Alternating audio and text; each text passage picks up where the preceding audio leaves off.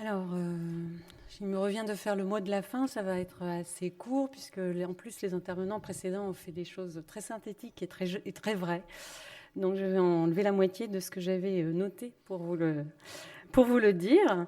Mais ça veut dire qu'on a bien fait le tour de la question, et c'est vraiment rare d'arriver à faire un tour aussi complet. Je pense que la dynamique des ateliers était forte et bonne, et on doit aussi le respect à toutes ces personnes qui sont restées jusqu'au bout et qui ont animé cet après-midi. Alors, on a évoqué le patchwork de solutions et donc pas de solutions uniques. Donc, je pense que ça, c'est un fil conducteur qu'on a vu toute la journée. Et là, ça appelle à une certaine créativité et à ne pas trouver que la solution d'hier ou celle qu'on nous présentait avant-hier était la bonne, mais à faire à chaque fois pour chaque projet la solution qui sera la bonne. Et j'y reviendrai en fin d'intervention. Ce n'est pas si facile que ça. Et ça fait appel à notre créativité, à l'ingénierie et à une approche sociale qui a été évoquée. Également, certaines collectivités qui ont développé des guides et qui ont mis en place de la réglementation attachée ou pas à leurs documents d'urbanisme.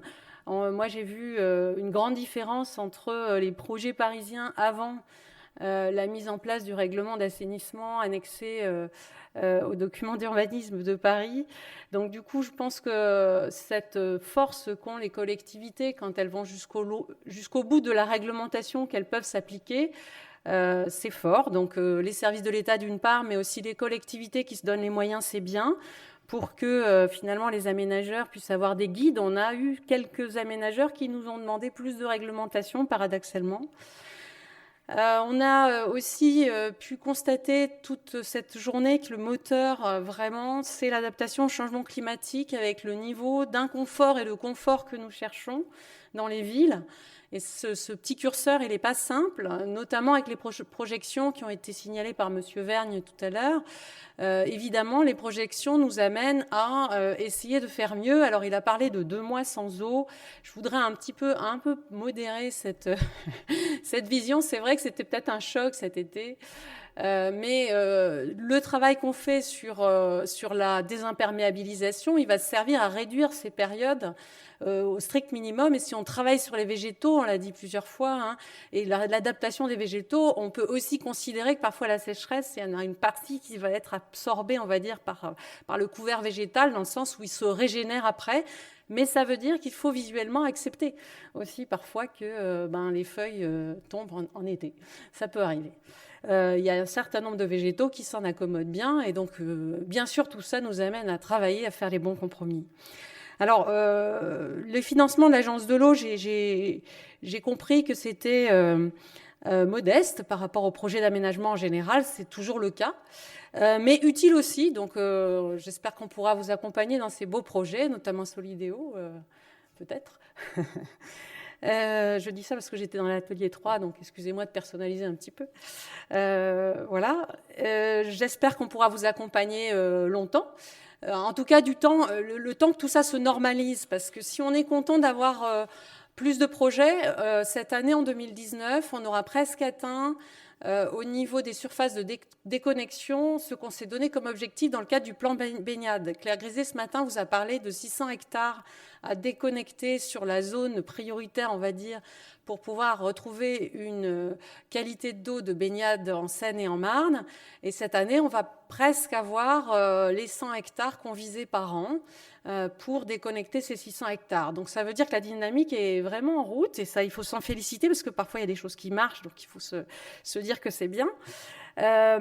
Mais ceci est au prix d'une modification profonde de la conception de la ville, la construction et la gestion, l'entretien et la perception qu'en ont les citoyens. Donc ce qu'a dit ma collègue tout à l'heure de la Drieux est totalement vrai. On est dans un changement un peu systémique, c'est un peu la vie, puis c'est tout à fait corrélé à notre époque. Il va falloir changer de système, sinon on n'y arrivera pas.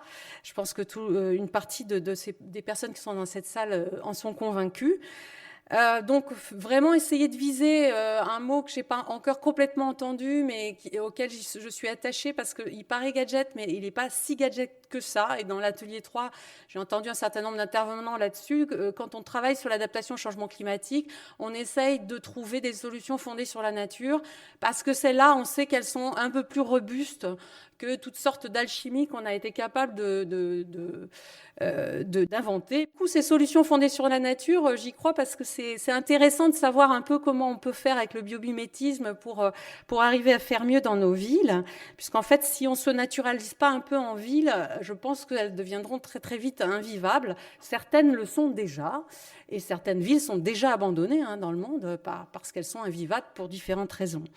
Alors peut-être que pour vraiment conclure, il faut noter une chose, c'est que on a vu que tout ça, c'est affaire de compromis. Donc, ceux qui vont être à l'œuvre, les aménageurs, les concepteurs de cahiers des charges, les collectivités vont essayer de faire des bons compromis et des bons choix. Alors, ils seront plus ou moins bons, mais il faut accepter de faire des erreurs. Monsieur Carrière des Mureaux, ce matin, nous a invités à faire du beau et du poétique et aussi d'accepter de faire des erreurs. Et donc, là, je pense que c'est vrai parce que acceptons de faire des erreurs. Il y a des choses qui vont marcher, d'autres qui vont un peu moins marcher. Merci beaucoup.